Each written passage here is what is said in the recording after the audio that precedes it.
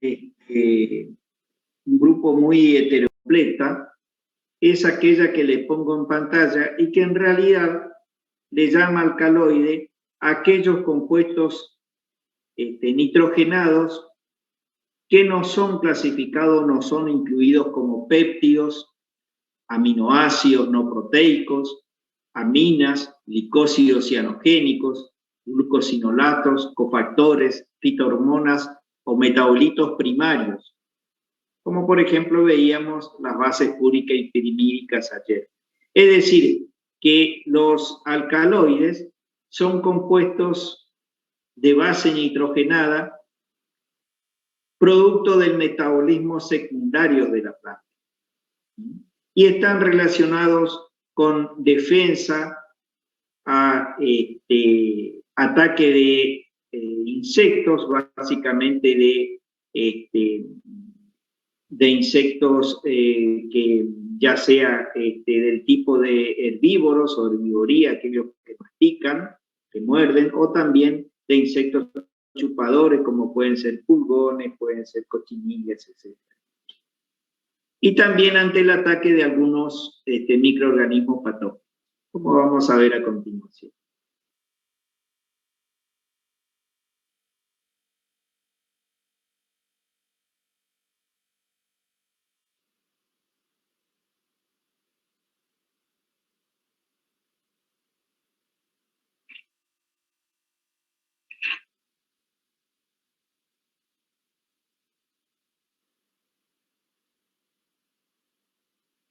¿Cómo podemos clasificar a los alcaloides?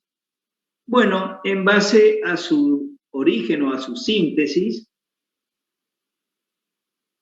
y tomando en cuenta su estructura, a los alcaloides los podemos clasificar en alcaloides verdaderos, que son aquellos que el átomo de nitrógeno forma parte del anillo heterocíclico, como vemos en el caso de la papaverina,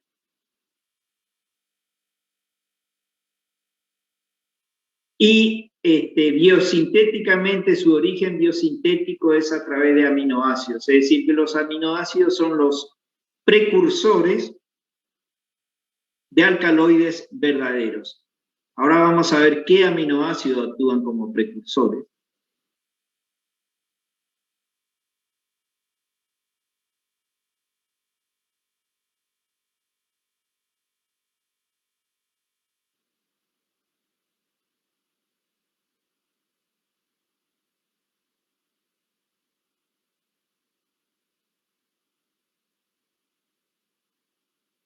Entonces, los alcaloides verdaderos son aquellos que se sintetizan a partir de aminoácidos y contienen nitrógenos en sus anillos cíclicos, sus anillos heterocíclicos. Luego tenemos los protoalcaloides, como es el caso de la colchicina. La colchicina es un inhibidor del uso mitótico, entonces se utiliza para duplicar el número cromosómico en las especies.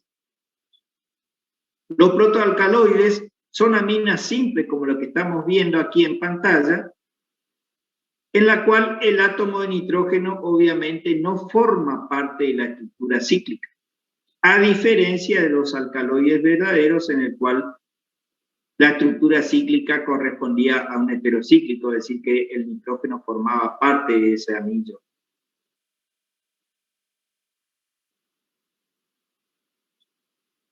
Y también, al igual que el caso de los alcaloides verdaderos, pueden ser sintetizados a partir de aminoácidos.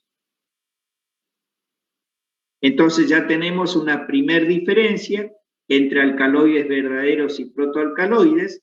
Los primeros, si bien ambos grupos se sintetizan a partir de aminoácidos, en el caso de los alcaloides verdaderos, el nitrógeno forma parte de la estructura cíclica, no así en el caso de los protoalcaloides.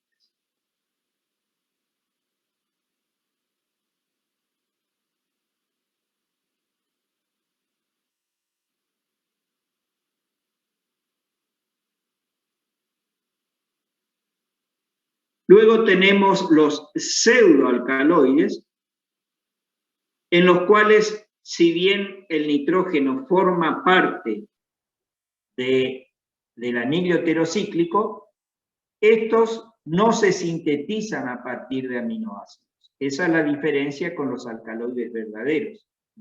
No, el origen de síntesis es distinto.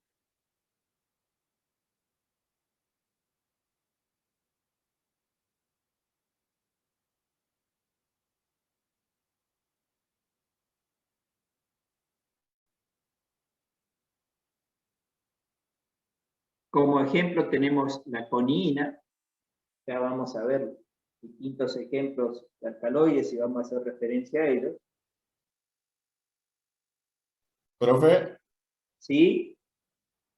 ¿a partir de qué se sintetizan las pseudoalcaloides? Ya vamos a ver enseguida. Espérenme un minuto que ya vemos cuáles son los aminoácidos que participan como precursores. Vale, gracias.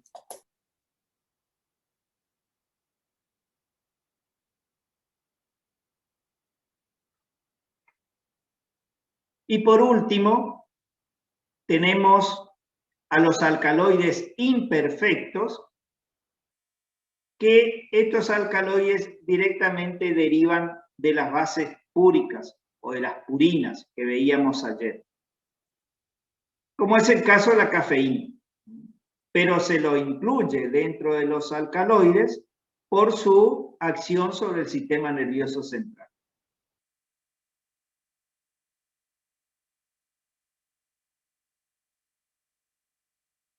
Acuérdense que las bases púricas están conformadas por un sistema condensado 6,5 de heterocíclicos con 2 heteroátomos de nitrógenos. El sistema hexagonal sería la pirimidina y el sistema pentagonal el imidazol. Entonces la condensación de pirimidina con imidazol da lugar a la purina.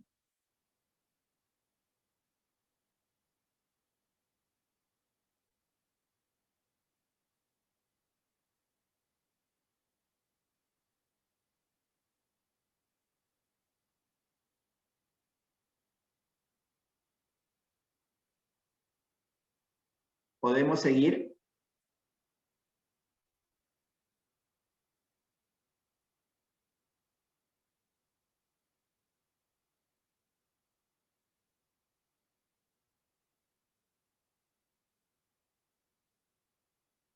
Profe, Sí. yo tengo una duda. Estos compuestos, digamos, ¿hay que saber su estructura química o así de nombre nomás? No, la estructura química no le vamos a pedir. Sí sepan lo que le acabo de comentar, es decir, los alcaloides que se sintetizan a partir de aminoácidos, qué aminoácidos participan en la síntesis. No le vamos a pedir la síntesis detallada tampoco porque hay muchos de estos que inclusive no se conocen el mecanismo, la vía de síntesis, sí se conocen los precursores. Para que ustedes se den una idea de la complejidad estructural de los alcaloides, hoy en día existen con la estructura caracterizada cerca de 20.000 compuestos de alcaloides y se creen que existen mucho más. Entonces es un grupo muy heterogéneo, nosotros no le vamos a pedir la fórmula de cada estructural de cada uno, así que tengan en cuenta, es decir, aquellos que derivan de las bases púricas, como el alcaloide imperfecto, que sería la cafeína, a qué se considera protoalcaloide, pseudoalcaloide, alcaloide verdadero, eso sí le vamos a preguntar. ¿Se entiende? Sí, profe, gracias.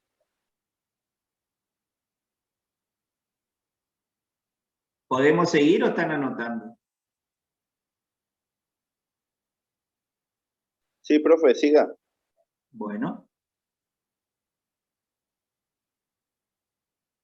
Los alcaloides verdaderos, los aminoácidos, a partir de los cuales se sintetizan, tenemos el triptófano, que es un aminoácido aromático. Aminoácidos vamos a ver creo que en 3 clases, de aquí a 3 clases entramos con aminoácidos. Entonces tenemos ornitina, que es un aminoácido no proteico. La lisina, fenilalanina, tirosina y triptófano sí son aminoácidos proteicos, es decir, que forman parte de proteínas. Todos estos aminoácidos van a dar lugar a distintos alcaloides verdaderos.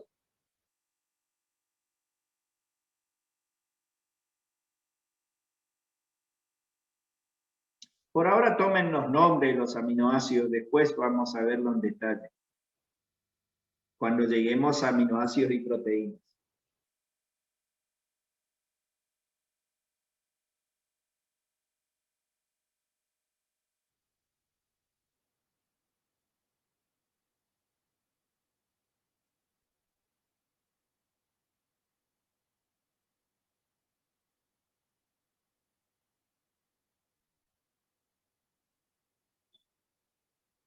La unión a través de enlaces peptídicos de los aminoácidos forman los oligopéptidos y proteínas. Se consideran oligopéptidos cuando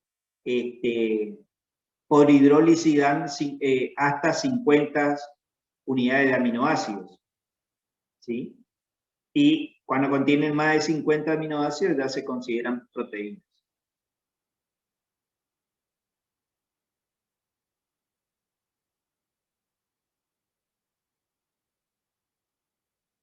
Acá tenemos algunos ejemplos.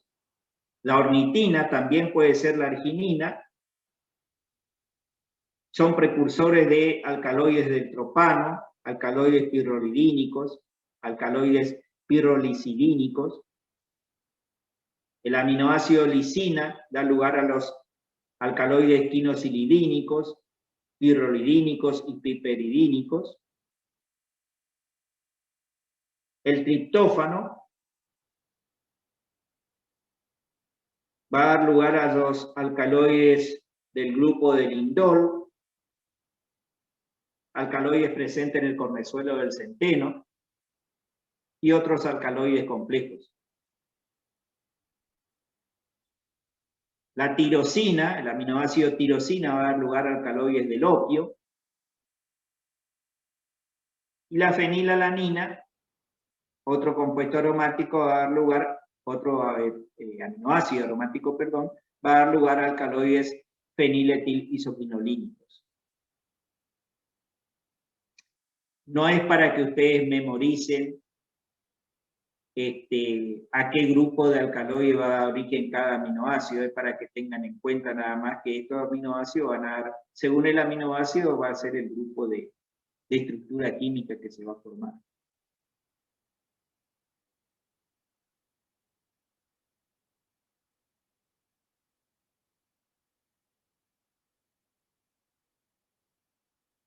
Profe, una consulta.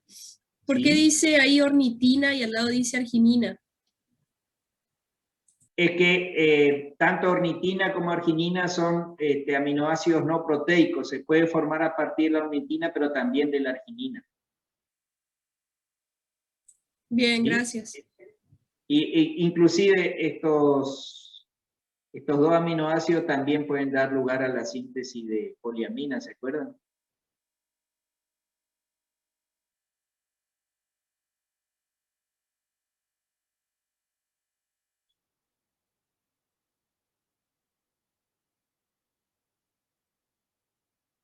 O sea, la función de los aminoácidos no proteicos es formar diferentes compuestos y de los proteicos sería formar proteínas.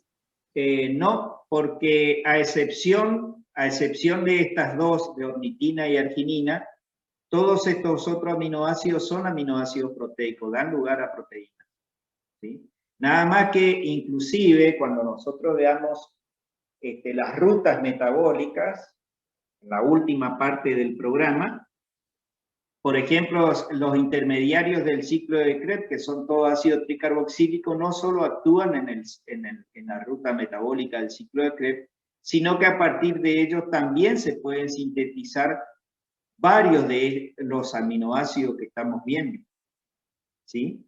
Es decir, hay un network, hay una conexión, un crosstalk entre los compuestos orgánicos en todos los sistemas biológicos, tanto vegetales como animales, ¿sí?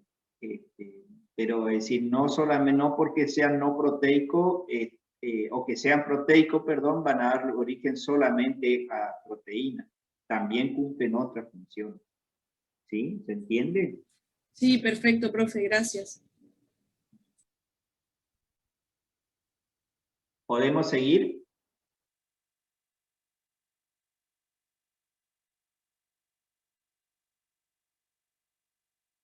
Sí, profe. ¿Sí? Bueno. En cuanto a la nomenclatura, así como estructuralmente comprende un grupo muy diverso de sustancias, no existe una nomenclatura única, ni una nomenclatura oficial. Entonces se lo puede nombrar de acuerdo, por ejemplo, al nombre vulgar de la especie que lo produce. Por ejemplo, el ergo del cornezuelo del centeno es un hongo, estos cuernitos negros que ven acá son la estructura del hongo. Clavice purpúrea se llama el hongo, y produce el alcaloide que se llama ergotamina.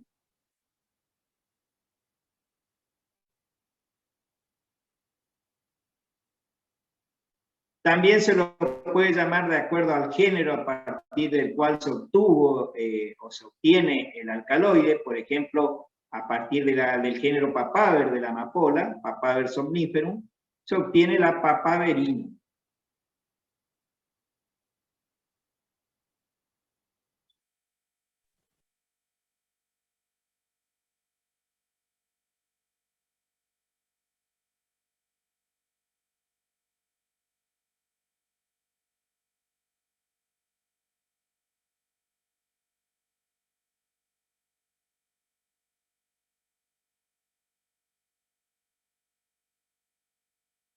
De acuerdo, también se lo puede nombrar de acuerdo a la actividad farmacológica. Si tiene una actividad farmacológica emética, por ejemplo, emetina. La morfina, que viene de Morfeo, el dios del sueño. La morfina fue el primer alcaloide que se aisló. Actúa como depresor del sistema nervioso central. Por eso se lo utilizan tratamientos para el dolor. También puede llevar el nombre del investigador que lo descubrió, por ejemplo, Jean Nicot, que fue un francés que envió la semilla de la planta de tabaco a Francia. Entonces, Nicot, el apellido, nicotina, el alcaloide del tabaco. Es muy genérico, ¿sí?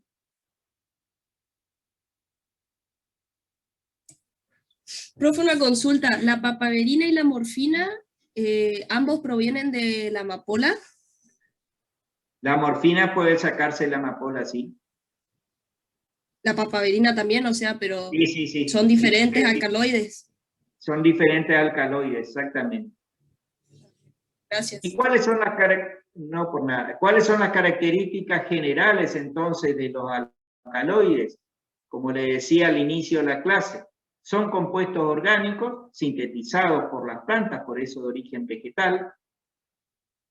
Los alcaloides verdaderos se forman a partir de aminoácidos, se caracterizan por ser sustancias nitrogenadas, tener carácter básico, por los electrones desaparegados del nitrógeno, el carácter básico, y la característica es que a pH fisiológico se encuentra protonizado el nitrógeno, tienen estructuras complejas, son tóxicos, presentan actividad fisiológica incluso a dosis muy bajas, y precipitan con ciertos reactivos, como vamos a ver al finalizar la clase, y eso sirve para caracterizarlo, es decir, se utilizan para reacciones de caracterización o cualitativas. A través de un precipitado y de la coloración del precipitado uno sabe si está en presencia o no de ciertos reactivos, de ciertos alcaloides. Por ejemplo, se utiliza para detectar presencia de cocaína narcotráfico, etc.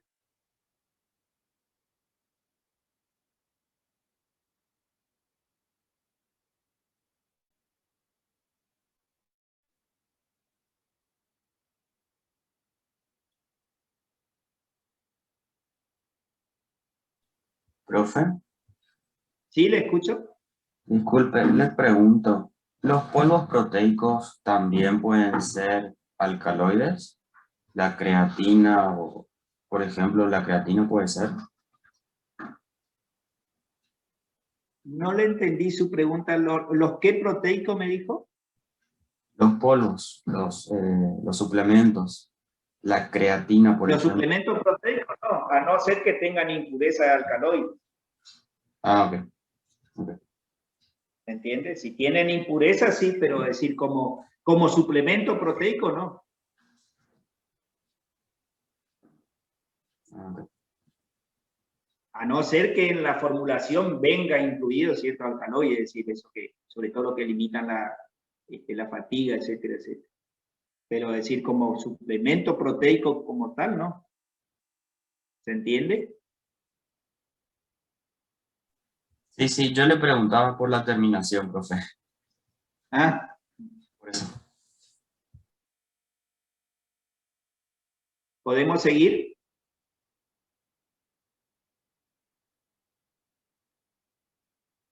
Díganme, chicos, si no yo estoy adivinando si ustedes ya terminaron o no.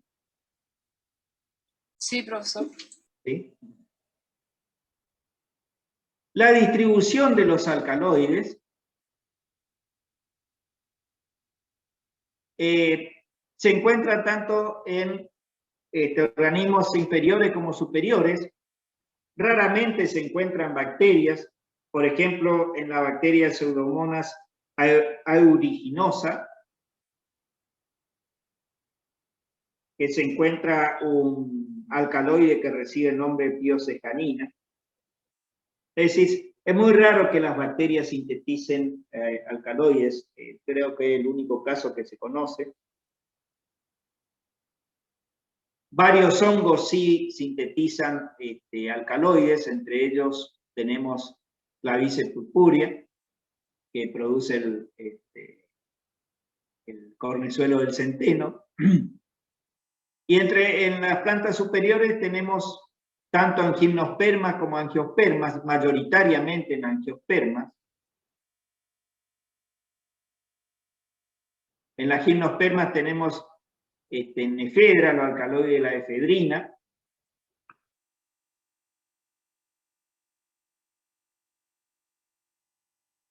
En las angiospermas, tanto en monocotiledonias como dicotiledonias. Dentro de las monocotiledonias tenemos en los géneros amarilidáceas y liliáceas.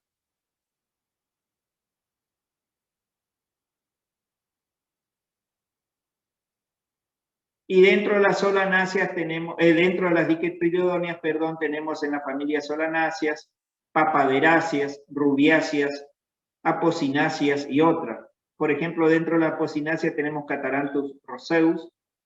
Esta plantita tiene más de 100 alcaloides distintos que se aislan.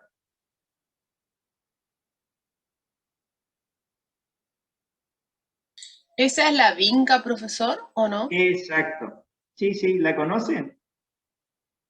Sí, tengo una de esas plantitas en una maceta, en un macetero allá afuera, chiquitita. Esa plantita tiene más de 100 alcaloides. O sea que es venenosa. Depende de cómo se lo utilice. Varios de los alcaloides que se sacan de Cataranthus tienen acciones farmacológicas, por eso es que es una planta muy importante desde el punto de vista de la farmacopea, Cataranthus. Inclusive hay varios procedimientos basados en biotecnología para producir plantas de Cataranthus. Increíble, y esa plantita se ve mucho en todos lados y es fácil de reproducir. Yo en mi casa siempre salía como carne de perro, como quien dice, salía una plantita y alrededor salían 20. Sí, sí, los europeos, la farmacopea europea produce mucho Cataranthus. Inclusive hay cultivos de tejidos de Catharanthus en bioreactores para producir los alcaloides de interés para ellos.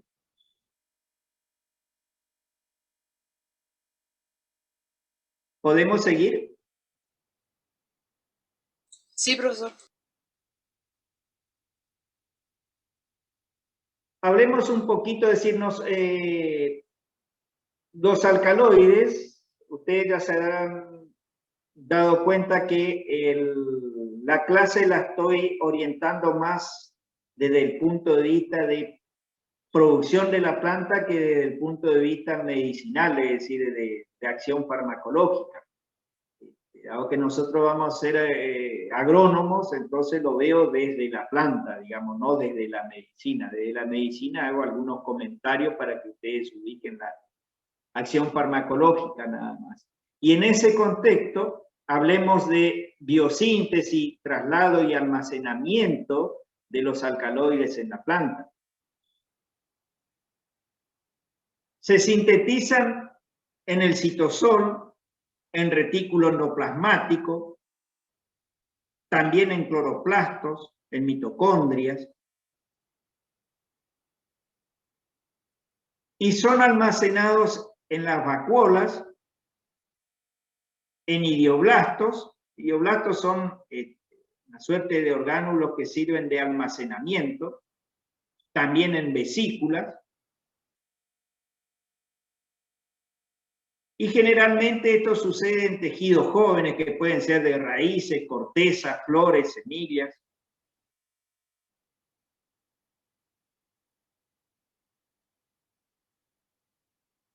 Y el lugar de biosíntesis es mayoritariamente lo que se dice como órgano tejido específico. ¿Qué significa eso? Eso significa que hay un proceso, un mecanismo de señalización muy bien aceitado en determinados órganos.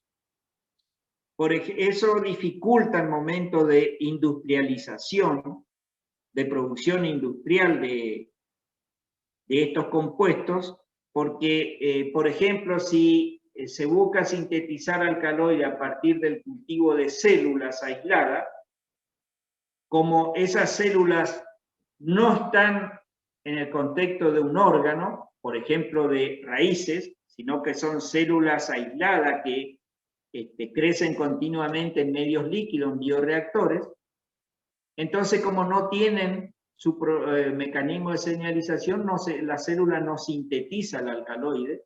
Acuérdense que los alcaloides son producto del metabolismo secundario, ¿sí?, de las células. Entonces la célula, al no tener un mecanismo de señalización que le ordene sintetizar los alcaloides, no lo hace. En cambio, por ejemplo, sí se pueden utilizar para producción en escala industrial órganos, como por ejemplo el cultivo de raíces. Entonces, al tener el órgano entero, la raíz sí sintetiza los alcaloides de interés. Aquellos alcaloides que el sitio específico de síntesis sea la raíz, si no hay que hacer cultivos de hojas. Y los alcaloides se transportan tanto a corta como larga distancia.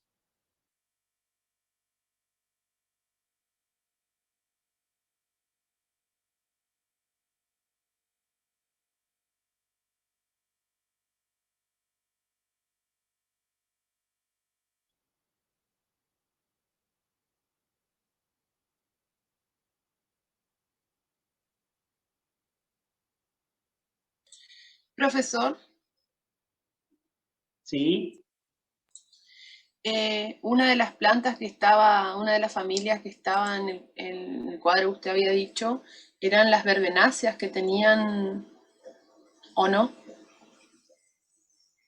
Las verbenáceas también tienen alcaloides y todo el género Berberi en general.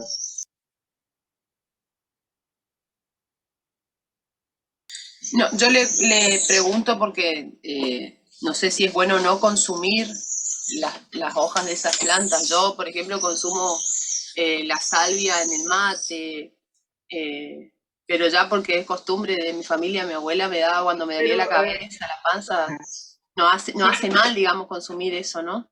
No, porque la concentración que usted está consumiendo es muy baja. ¿Me entiende? Es decir, ya vamos a ver a continuación, pero los alcaloides,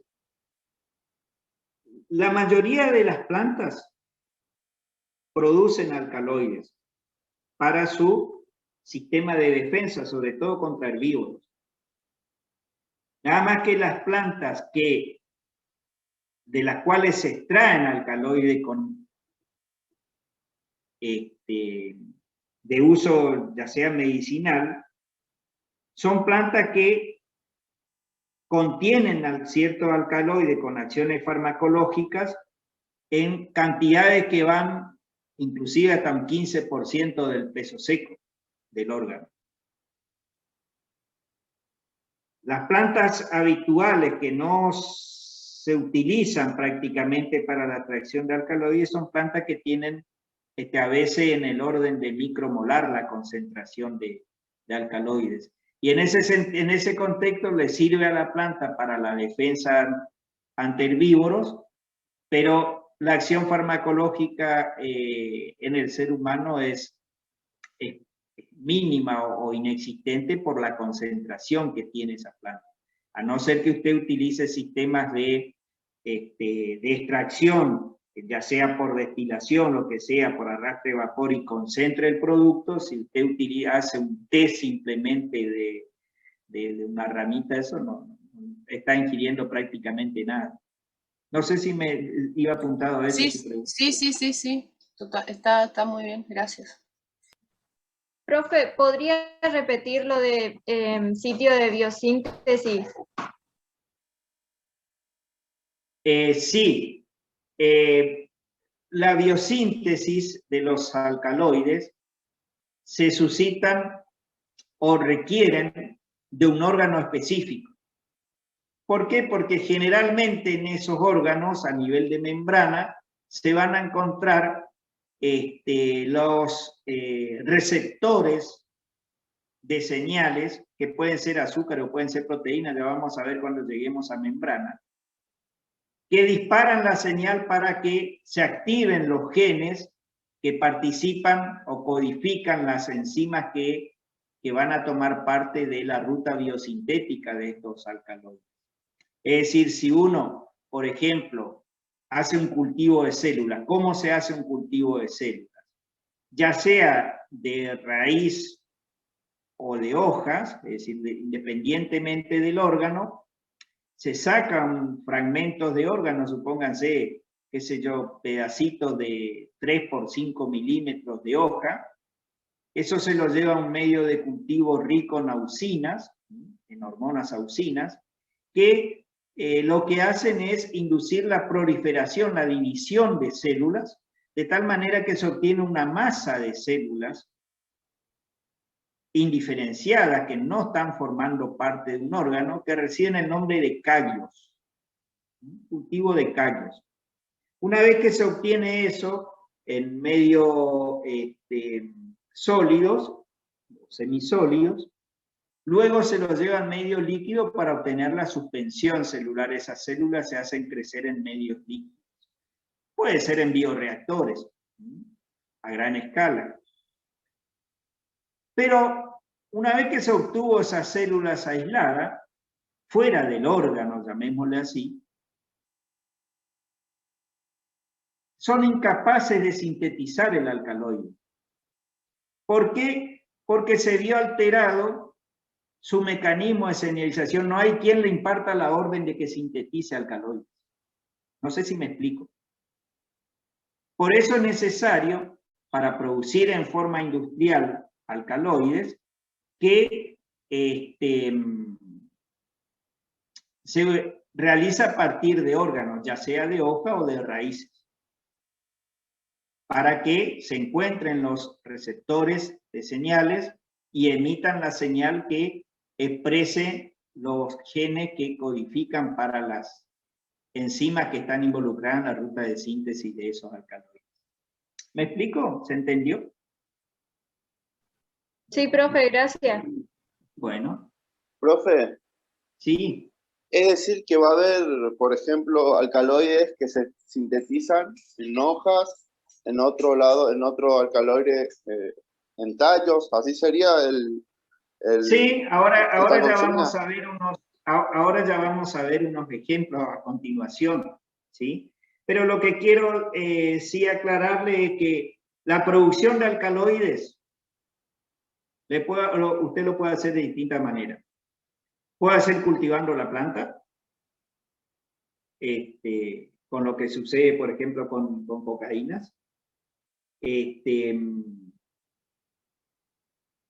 También lo puede hacer en bioreactores, es decir, no con la planta entera, sino utilizando órganos. Esos órganos, generalmente es el cultivo de raíz que prolifera bien, ¿sí?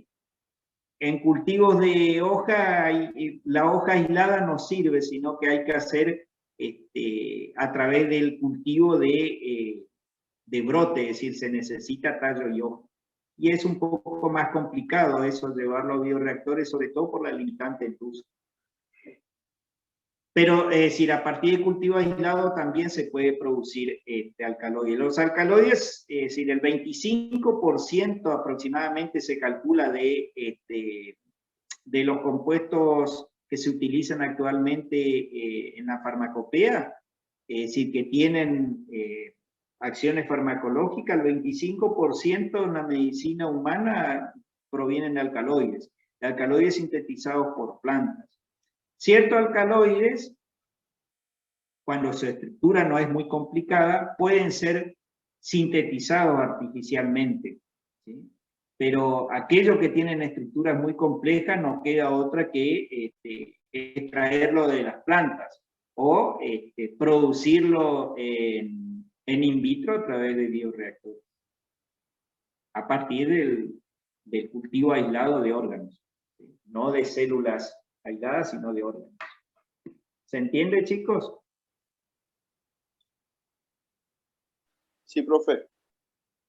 Bueno, denme un minuto, por favor, que me están llamando por teléfono acá en el laboratorio. Denme un minuto, por favor, ya me comunico de vuelta con ustedes.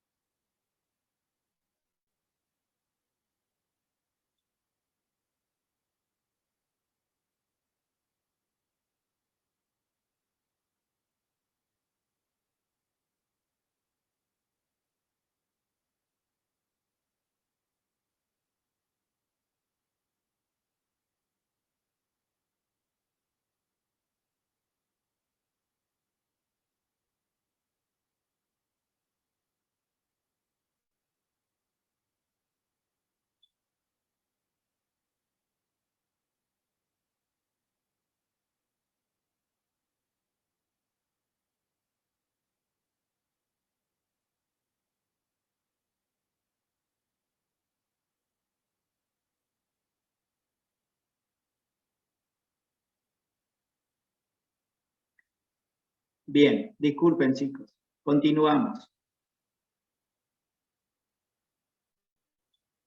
Entonces, por ejemplo, veamos en el siguiente cuadro donde se pueden almacenar los alcaloides.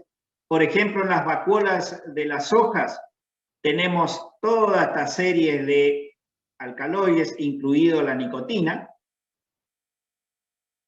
Y acá tenemos los géneros de plantas que la producen. Entonces, nicotina en el tabaco, la nicotiana. Otra, en Capsicum, por ejemplo, se encuentra la capsaicina, la lupanina en Lupinus. En idioblastos tenemos, por ejemplo, la sanguinarina, que es obtenido de la planta sanguinaria. Alcaloides del grupo indólicos, en el género Cataranthus, que hablábamos recién. También en vesículas Las vesículas de látex, por ejemplo, la berberina, la morfina y morfinanos en papaver, alcaloide bencil isoquinolínico también en papaver, etcétera, etcétera. Sí, hay distintos lugares de almacenamiento. Pueden ser en vacuolas de hoja, en idioblastos, en vesícula de látex.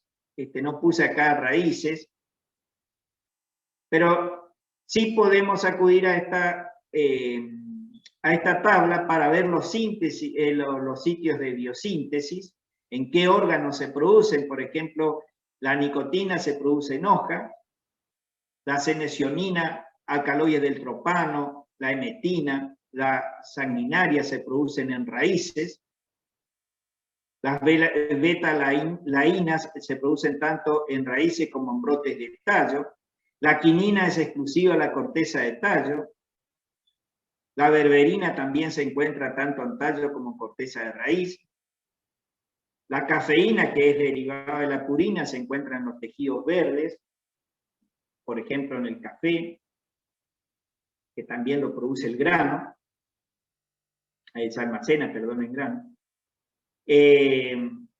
Los alcaloides de la quinolicidina se encuentran en hoja y tejido fotosintético del género Lupinus.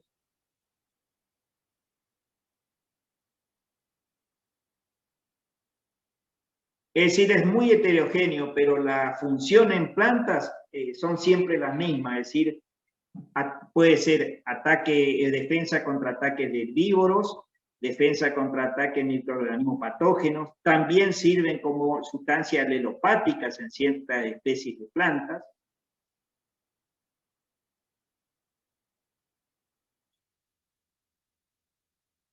Profe,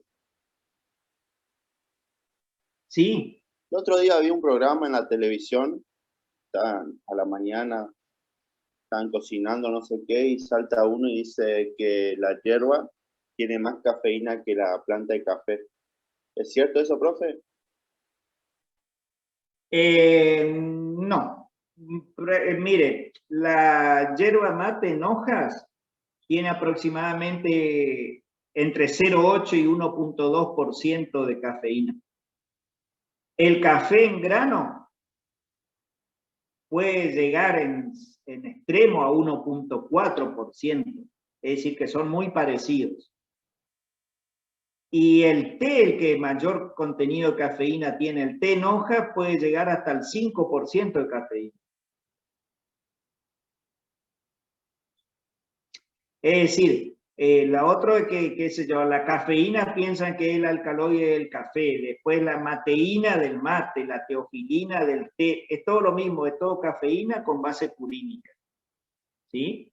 Pero de los tres que se utiliza como infusión, el que mayor contenido de cafeína tiene es el té. ¿Sí? La diferencia, digamos, en contenido de cafeína en el grano de café respecto de la hoja de hierba es estadísticamente no significativo, es decir, es lo mismo. ¿Sí?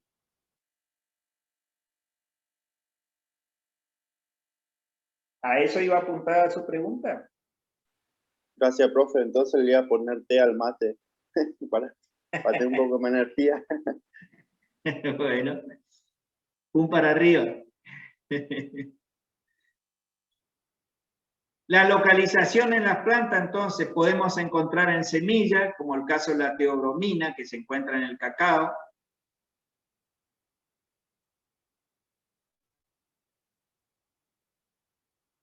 En las hojas, el caso de la nicotina.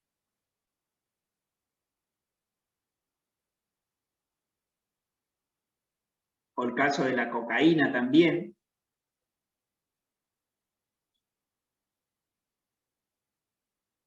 La cocaína puede servir como anestésico local.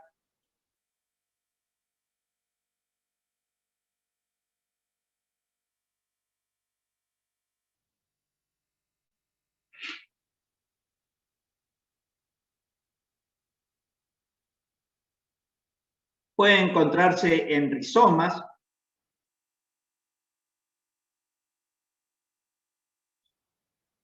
En el género hidrasti, por ejemplo, un alcaloide de la hidrastina, que tienen acción como vasoconstrictora.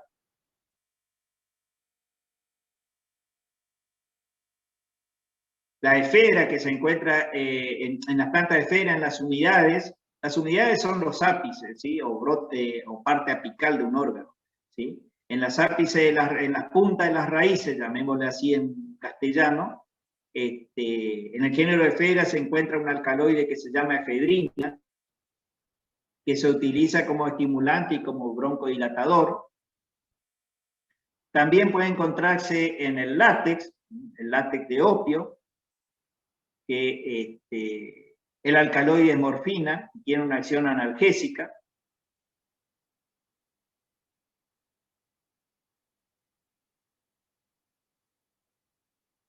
También se puede encontrar en frutos como en la cicuta. El fruto de la cicuta contiene coniina, que es muy venenoso.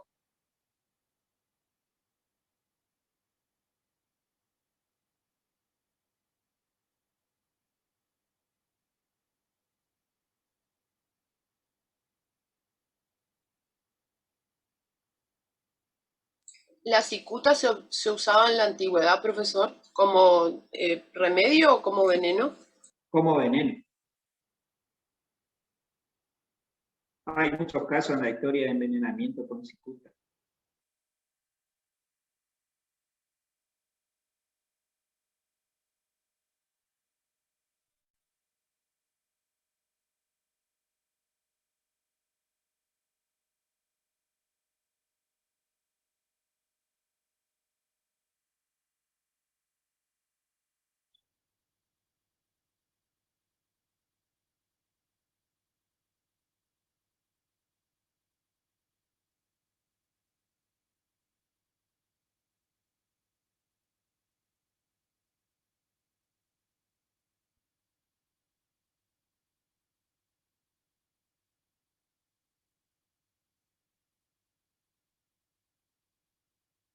El transporte de los alcaloides en la planta, como lo había dicho hace un momento, tenemos el transporte a corta y a larga distancia. El transporte a corta distancia, ya sea inter o intracelular, puede darse por simple difusión, mediado por carriers o transportadores, para el caso de los alcaloides polares, o por función de membranas,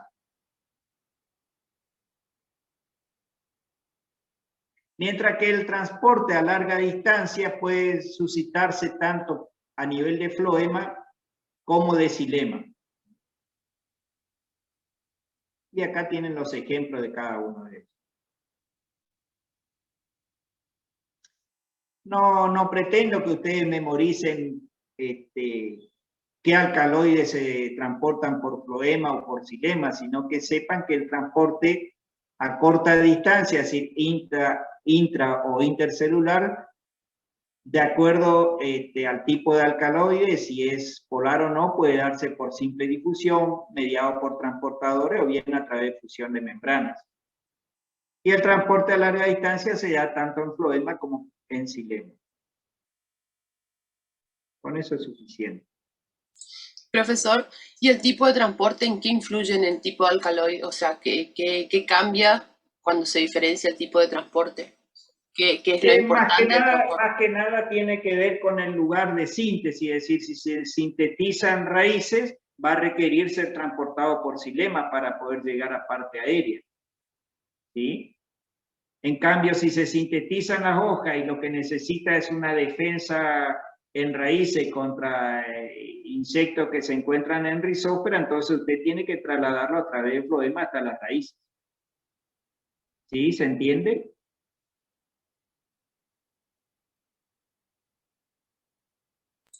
¿A eso iba apuntada su pregunta? No, yo le pregunto los distintos tipos y los distintos tipos de transporte diferentes. ¿En cuanto a la acción farmacológica?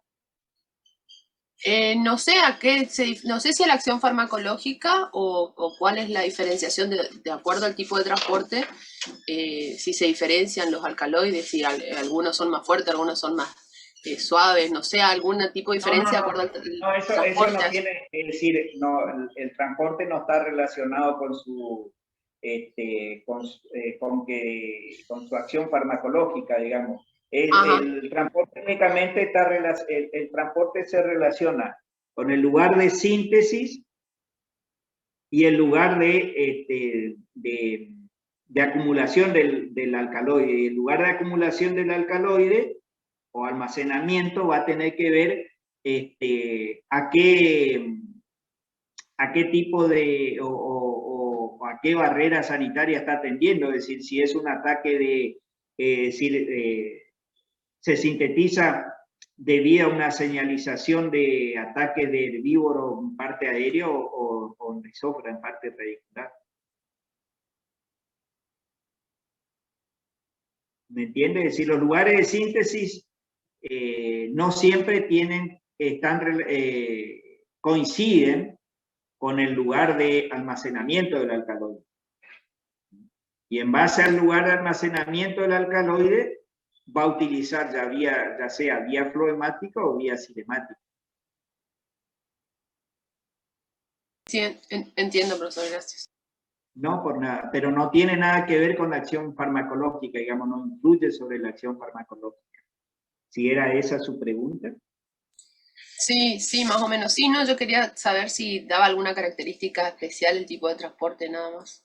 No.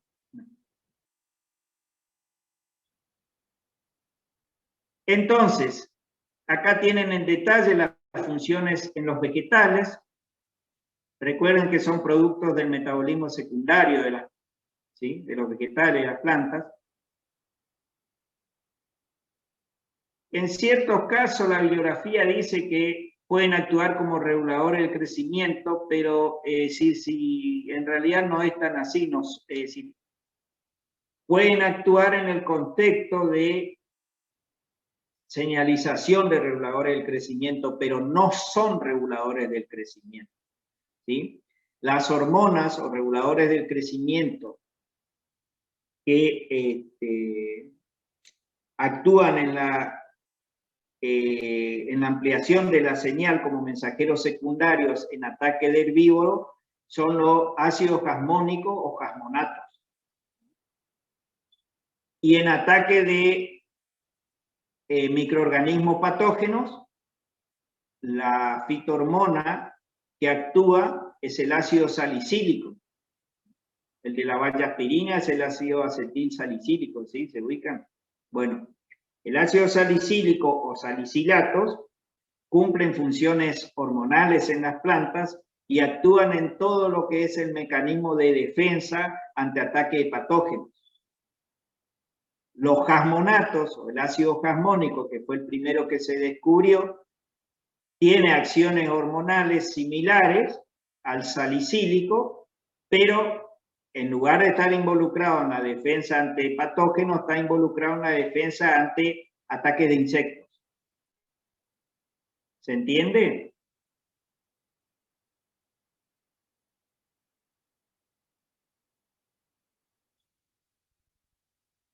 ¿Se entendió, chicos? Sí, profe. ¿Sí? Bueno, y en ese contexto, los alcaloides pueden ser sintetizados a partir de la acción de estos reguladores de crecimiento.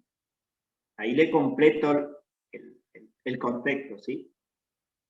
Es decir, la señalización viene dada ya sea por salicilatos o por jasmonatos para que se sinteticen los alcaloides, según sea la señal un ataque de patógenos o un ataque de insectos.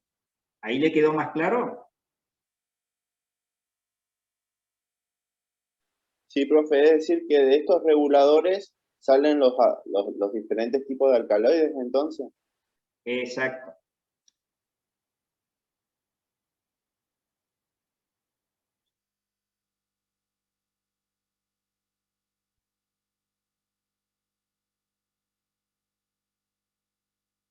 Acá en el dibujo que le sintetiza todo, cualquier planta está sujeta a estrés tanto del tipo biótico como abiótico. Los estreses bióticos pueden ser por herbívoros, por patógenos o por parásitos. Y los estreses abióticos puede ser temperatura, es decir, puede ser calor o frío, nutrientes minerales, deficiencia de nutrientes minerales, sequía, pH, tanto acidez como alcalinidad, metales pesados, que están presentes en ciertos suelos, exceso de radiación lumínica o falta de luminosidad. Bueno, la humedad tiene que ver con exceso de humedad o déficit, que sería sequía. Entonces los metabolitos secundarios son sintetizados en este contexto y sirven como protección y sobrevivencia a la planta y pueden ser utilizados como fármacos, como agroquímicos o como saborizantes.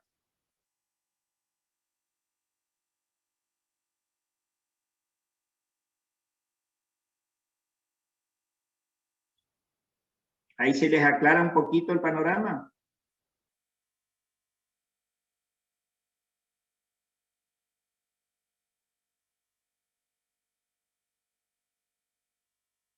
Sí, Sí, profesor. profe. Bien. También pueden actuar como sustancias aleloquímicas. Los compuestos, los alcaloides que tienen funciones aleloquímicas pueden ser sintetizados a partir de la ruta del siquimato o de aminoácidos aromáticos y alifáticos. Y esos alcaloides entonces son sintetizados ya sea a nivel de raíz o nivel de hoja y luego son secretados o exudados al exterior. Cuando caen las hojas, por ejemplo, por acción de las lluvias, eso se infiltra los compuestos, ¿sí? Y pueden actuar como aleloquímicos, ya sea para inhibir el crecimiento de otras plantas, inhibir la germinación de semillas, etcétera, etcétera.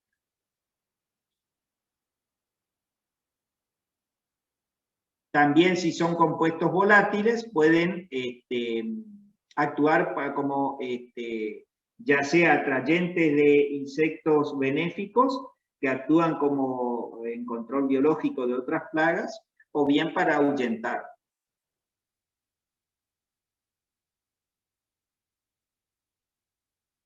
Entonces, los mecanismos de acción de los aleloquímicos, es decir, de los alcaloides con funciones alelopáticas, a nivel de ADN y ARN, es decir, de ácidos nucleicos, pueden producir la alquilación, la mutación, dañan la enzima ADN o ARN polimerasa, entonces comprometen la síntesis de ADN, o de, si a nivel de ARN, la expresión de los genes, inhiben la traducción proteica.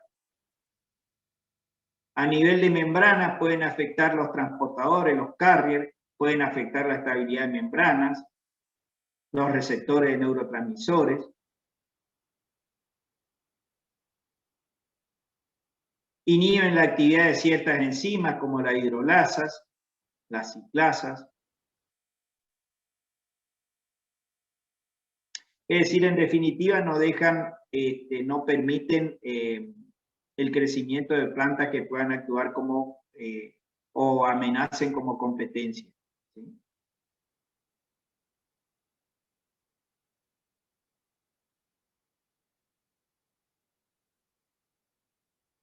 Bueno, esta diapositiva no tiene mucho interés, nada más que para ver un poquito las constituciones químicas de los distintos alcaloides. Por ejemplo, bases acíclicas, tenemos colina, muscarina, aminoaminas aromáticas están en la efedrina, etcétera, etcétera, pero es más que nada para ilustrarle la heterogeneidad de las estructuras que podemos encontrar en los alcaloides. Que no se preocupen mucho por por esta diapositiva.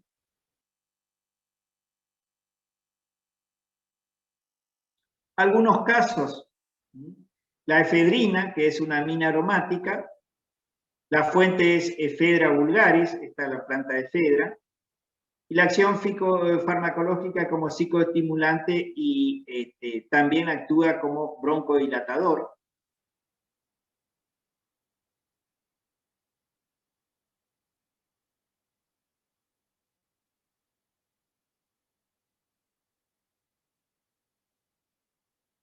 A partir de la efedrina tenemos las anfetaminas. Las anfetaminas se utilizan para mejorar el rendimiento físico, aunque da un doping positivo, un doping deportivo, y también como intelectual, como para mejorar el rendimiento intelectual como doping cognitivo.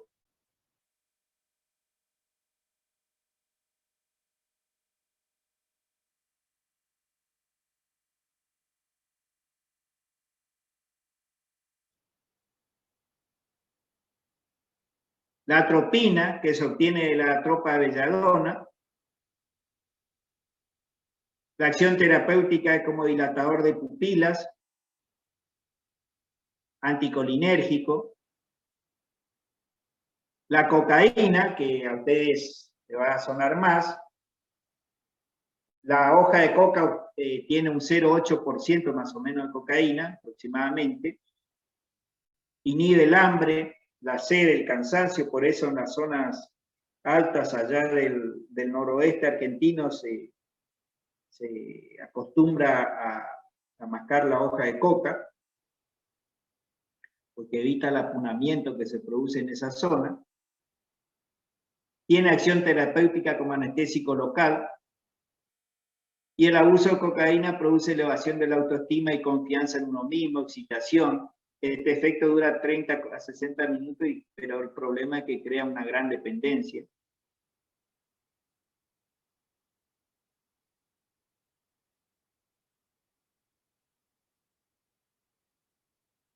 La cocaína lo que hace es bloquear los transportadores de dopamina que tienen que ver con las neuronas de transmisión. Y acá podemos ver cómo afecta, este sería el cerebro de una persona normal, cómo el abuso de cocaína va afectando los neurotransmisores.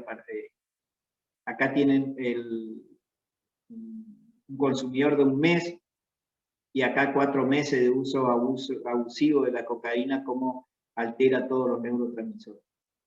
Entre comillas, le quema la cabeza, como dicen. El problema que tiene el uso de la cocaína es su alta dependencia.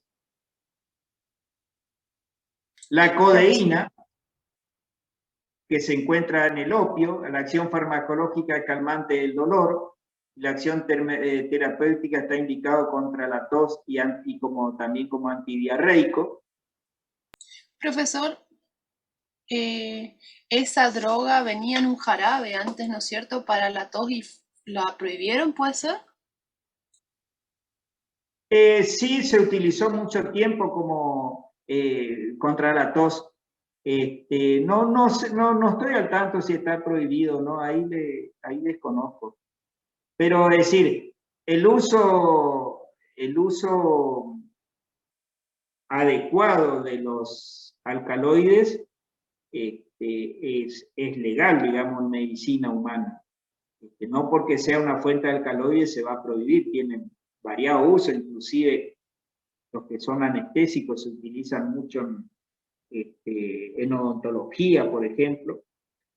Ya vamos a ver la morfina, que también es como es un depresor del sistema nervioso, se utiliza para cuadros de dolores muy fuertes. Por ejemplo, en los enfermos terminales de cáncer, el tratamiento contra el dolor es morfina pura.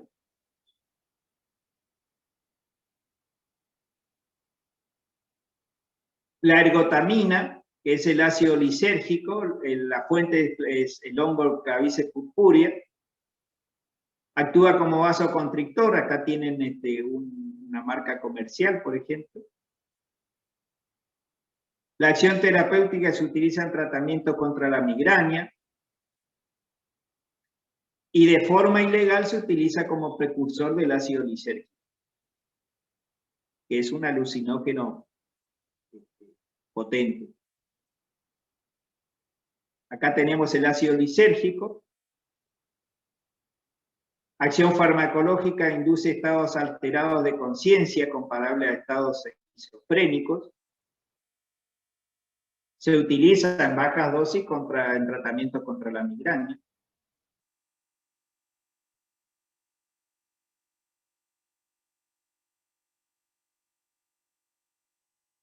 La morfina que le comentaba hoy, entonces la acción farmacológica es analgésica y anestésica. Pero no se utiliza solamente en situaciones bélicas, es decir, para casos de guerra, es decir, de amputaciones, etcétera, etcétera, sino también se utiliza sobre todo como tratamiento del dolor en pacientes de cáncer terminal. Cuando el cáncer ya hace metástasis, lo único que alivia el dolor es la morfina. Tengo una amiga que es médica y me contaba la vez pasada en una reunión familiar, contaba que están haciendo tratamientos también con cannabis. Vio que ahora está de moda las cremas, los ungüentos y que hacen tratamientos con cannabis también para el tratamiento de dolor a personas con cáncer. Sí, yo no mencioné al cannabis hoy porque el cannabis, digamos, los cannabinoides no son alcaloides, sino son derivados de terpenos. Eso lo vamos a charlar después cuando veamos terpenos, que es una clase, estarían dentro de los lípidos no saponificables, ¿sí? Cannabis se está haciendo mucho, inclusive acá en la provincia de Corrientes se adhirió a la ley de cannabis de uso medicinal y bueno, queda todo por desarrollar, por estudiar acerca del cannabis. Inclusive hay que seleccionar plantas y ver cómo se produce para uso medicinal, ¿no? Está todo por hacerse en cannabis. Justamente el Ministerio de la Producción de Corrientes está en ese tema y viendo cómo se apoyan las investigaciones para cannabis de uso medicinal. Es decir, cómo se apoyan las investigaciones desde el punto de vista de producción primaria, ¿no? Que es lo que nos atañe a nosotros como agrónomos. Pero sí, es lo que se viene, ¿sí?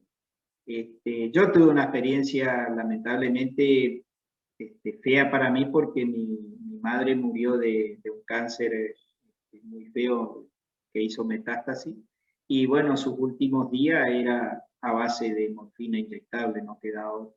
Y bueno, tenía que cumplir todo un papeleo burocrático para que la farmacia nos vendiera la morfina.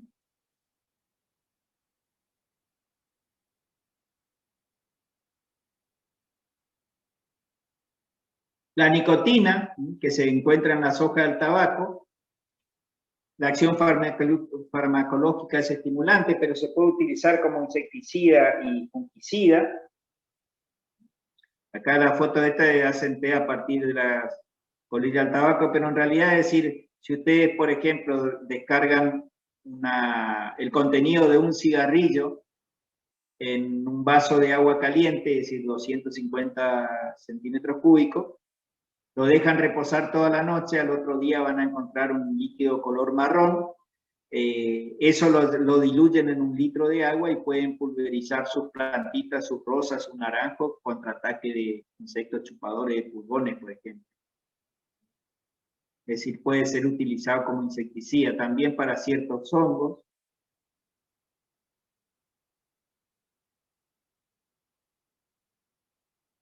La quinina, que se saca de la corteza del árbol de la quina, acá tenemos la quina,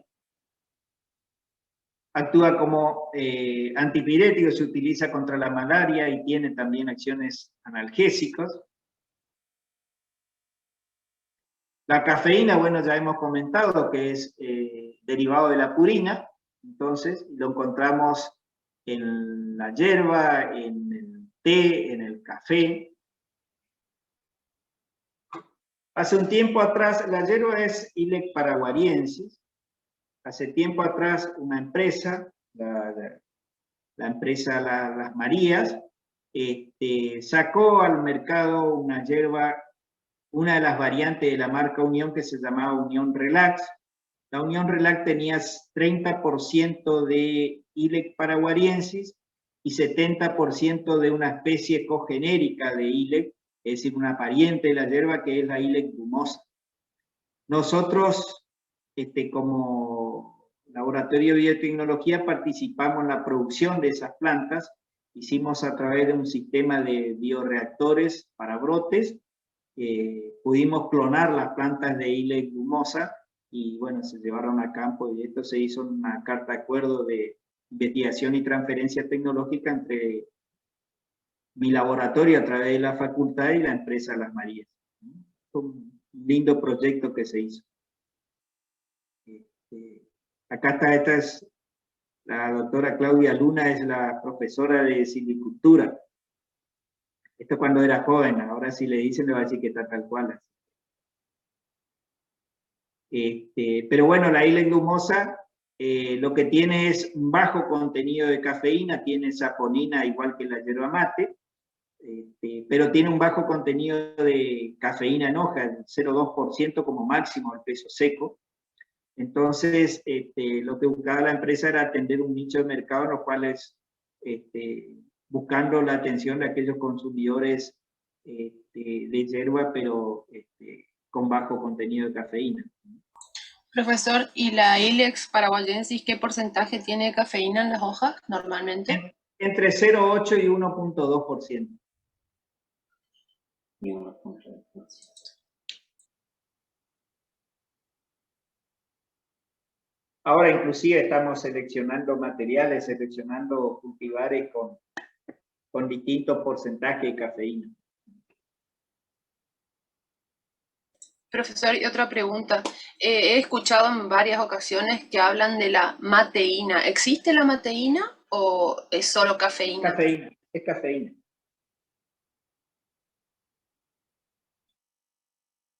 Pero ¿está mal decirle mateína a la cafeína del mate o se puede decir que es mateína?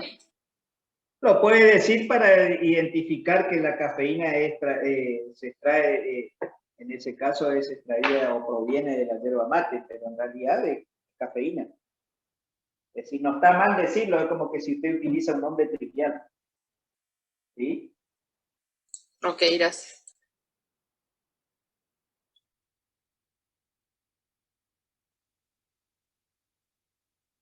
Bien. Profe, pregunto, Sí. depende de qué es el porcentaje de cafeína en hoja, de lo grande que es la hoja, o hay algo más, digamos. No, básicamente depende, ¿usted se refiere a la yerba mate? Sí. Básicamente depende del genotipo. Es decir, depende del cultivar. Hay cultivares que sintetizan más cafeína que otros, pero también puede en menor medida ser o estar en relación con el ilícito. Es decir, cuál es, por ahí sintetiza más ante el ataque de cochinillas, por ejemplo, que es un insecto chupador, ¿sí? Pero la variación por el ataque o no del insecto es menor que la variación por el genotipo en sí, por la constitución genética. ¿Sí? ¿Se entiende? Sí, profe.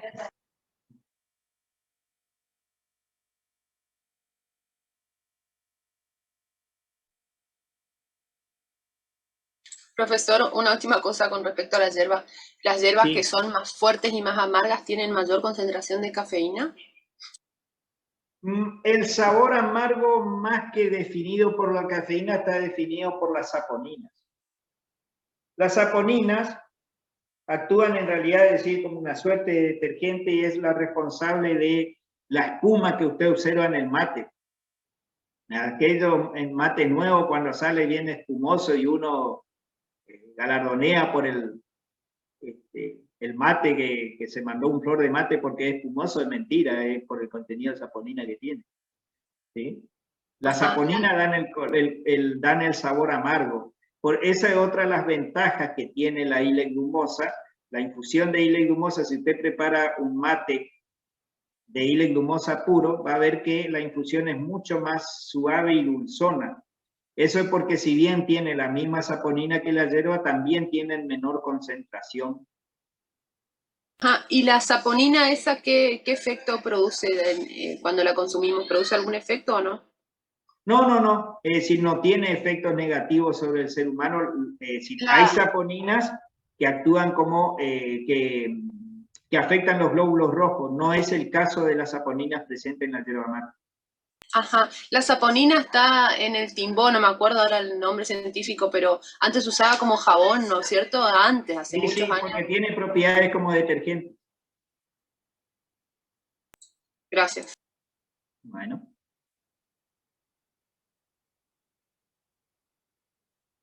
Algunas propiedades entonces de los alcaloides.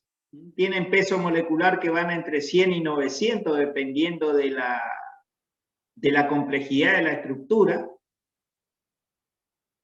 Tenemos alcaloides que contienen oxígeno en su estructura, son los llamados alcaloides oxigenados, que son sólidos y cristalizables.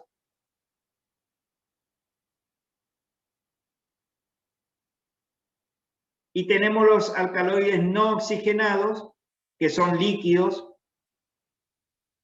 pueden ser volátiles, como el caso de la nicotina.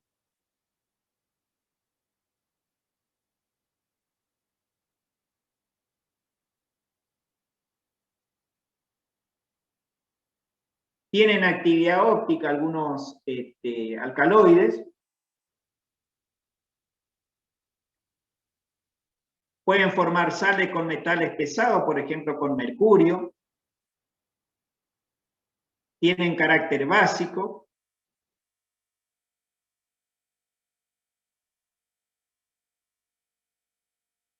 En la naturaleza se pueden encontrar ya sea en forma de sal o también como bases libres.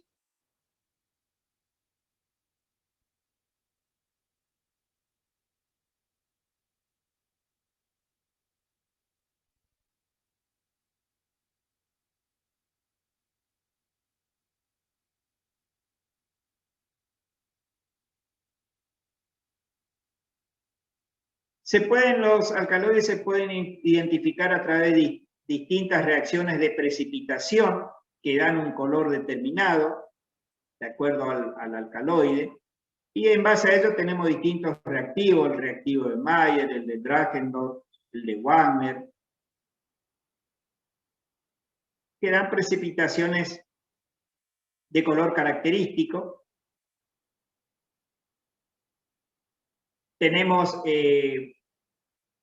otras reacciones de coloración, como es el caso del reactivo de Bangor o el de Oberlin-Sissel, que dan coloración azul, con alcaloide del cornezuelo del centeno, por ejemplo.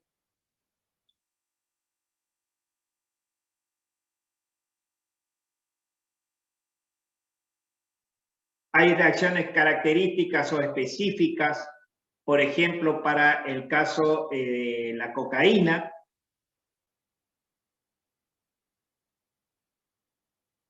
que se utiliza la prueba del tiocianato de cobalto en medio acidificado con ácido clorhídrico, que eso constituye la prueba de Scott, y bueno, si hay presencia de cocaína, da una coloración azul.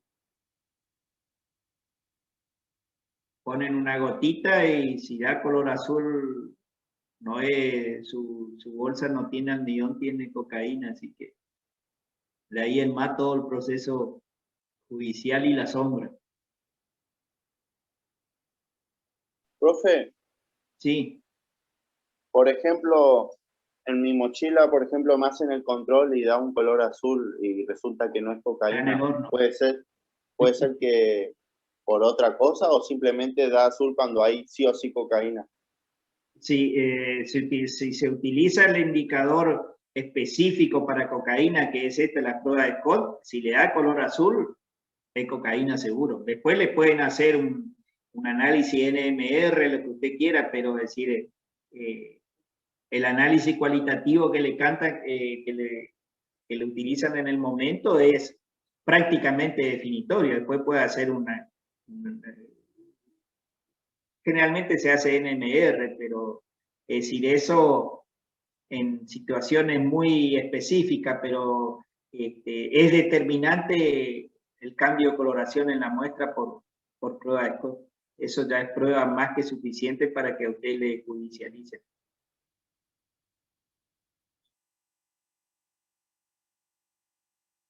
NMR es resonancia nuclear magnética, es decir, se utiliza también en ciertos casos, pero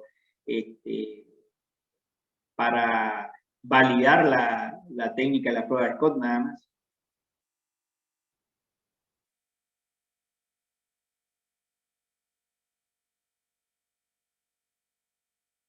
Los principales, entonces, resumiendo, los principales alcaloides que se encuentran en el comercio: la atropina con acción antiespasmódica, la cocaína como anestésico local, sedante, estimulante. Y ahí tienen toda la lista.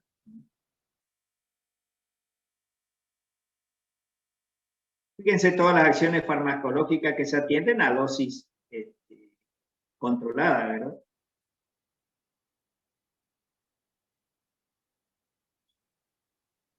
Conclusiones, entonces. Los alcaloides, esto quiero que se graben, son sustancias orgánicas nitrogenadas que tienen generalmente características básicas, son de origen vegetal y pueden ejercer diferentes acciones fisiológicas. Entonces, la segunda conclusión es que los alcaloides proceden o forman parte del metabolismo secundario de la planta y se pueden originar a partir de aminoácidos, de terpenos y de acetogeninas. Se pueden localizar en tejido periférico como la corteza, raíces, hojas, fruto y semillas. Y cumplen en la planta diferentes funciones, como ya hemos visto, como defensa ante ataque de insectos o de microorganismos patógenos. También sirve como producto de almacenamiento de nitrógeno. El nitrógeno siempre es un elemento limitante para el crecimiento de la planta, se requiere mucho nitrógeno. Entonces, una forma de almacenarlo es a través de alcaloides.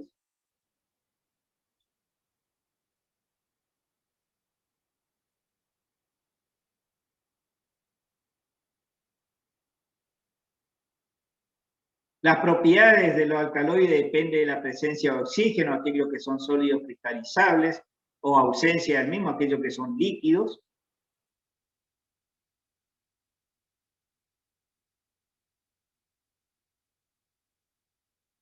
Profesor, ¿Sí? ¿qué efectos produce la coca? Esas personas que mascan coca para no apunarse y todas estas, ¿qué efecto produce? Sobre todo es energizante y mitiga el cansancio, mitiga el estado de cansancio, el agotamiento. Y aumenta su estado de vigilia, ¿no? Pero no tiene nada que ver con la oxigenación ni nada de eso. Lo que pasa es que la coca afecta, si el uso prolongado de coca afecta ciertos, afecta la excreción de dopamina, que tiene que ver con la actividad de los neurotransmisores. Y al bloquear la secreción de dopamina, está bloqueando directamente, decir, su sentido. Entonces usted pierde conocimiento, pierde noción de los hechos.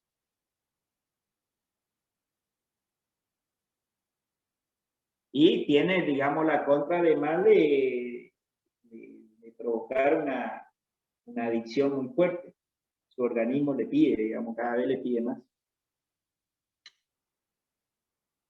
Yo le consultaba si no tenía que ver con la oxigenación o algo al respecto, porque vio que le dicen que cuando sube a alturas muy altas tiene que mascar coca para no apunarse. No, pero eso más que nada tiene que ver, es decir, el apunamiento de la falta de oxígeno en su organismo. ¿Sí? La cocaína no le va a proveer oxígeno. Lo que, es decir, en bajas dosis lo que hace es, usted si tiene una depresión de oxígeno se va a sentir cansado, agotado. Lo que en tiempos cortos lo que hace la cafeína es sacarle esa sensación de agotamiento. Usted rinde más por eso, pero no es que le esté proveyendo de oxígeno al organismo. No sé si me explico. Sí, profesor. Bueno, esto es todo lo que tenía para mostrarle en cuanto a alcaloides, chicos. Así que con esto, si no tienen preguntas, finalizamos el tema 5. La clase que viene comenzamos con biomoléculas y vamos a comenzar hablando de carbohidratos. Así que hoy dejamos un ratito antes la clase, porque ya no nos conviene comenzar carbohidratos, y desarrollaremos el lunes a las 7:30 como siempre. ¿Alguna pregunta? Profe, ¿de qué libro leemos la parte de alcaloides? Mire, alcaloides, no existe un solo libro, pero lo que yo le diría que tomen como eje central lo que les describí hoy en la teoría de hoy, lo que hayan resumido en la teoría de hoy, y pueden además acudir, por ejemplo, al Brewster, y la mayoría de los libros de orgánica hace referencia a alcaloides en forma muy succinta, no desde el punto de vista de la planta, sino desde el punto de vista de la estructura nada más. Otro libro que pueden acudir también es, por ejemplo, el McMurray, que ahí tienen toda la definición de alcaloides verdaderos, etcétera, tal cual yo les di. Pero no van a encontrar en un solo libro todo. Tampoco se desesperen por, como les decía, por tener en claro todas las estructuras, porque es imposible. Así que yo le diría, si le tengo que sugerir un libro, vean el Brewster. Algo también menciona y está lindo, le invito a la Universidad Nacional de La Plata, que lo pueden bajar de la web, y con eso es suficiente.